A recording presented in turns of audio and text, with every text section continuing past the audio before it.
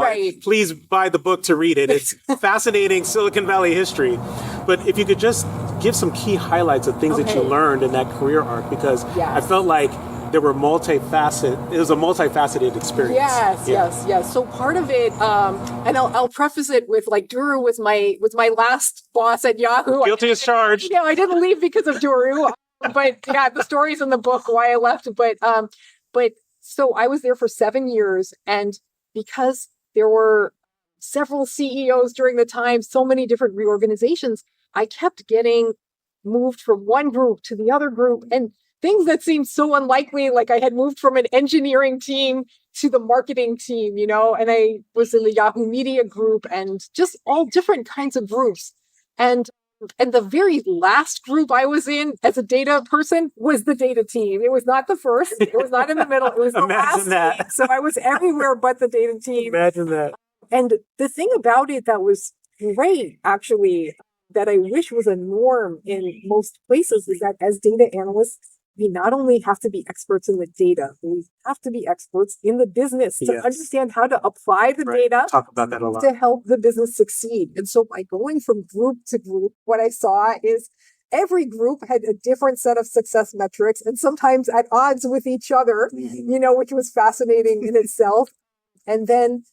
But then also just, that idea of, am I in a centralized data team versus part of the business, and to have spent time in both? That's where I felt like I had a complete knowledge of what I had to have in order to be a successful data analyst. So I feel like that idea of rotating positions every year is great. I feel like that should be normal instead of part of a dysfunctional byproduct. But it just turned out to be a great experience for me as a data analyst. So I think that's a great recommendation. The other thing Yahoo did that was wonderful is they gave us 20% of our time, like 1 day a week, to do our own exploration. And the reason that was great is because sometimes the business doesn't even know what data we have, right? So we're not realizing the full potential of the data if we leave it to the business to say, oh, can you use data to solve this problem or that problem? Sometimes we know the data and we know them. We say, hey, look, based on what I see, you can use data to help you do this thing you never thought was possible because you didn't know the data existed. You know, so giving the data analysts that empowerment to add the value.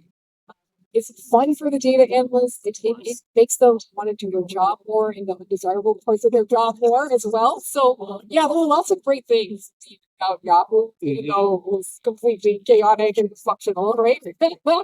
Made us tougher. I like yeah.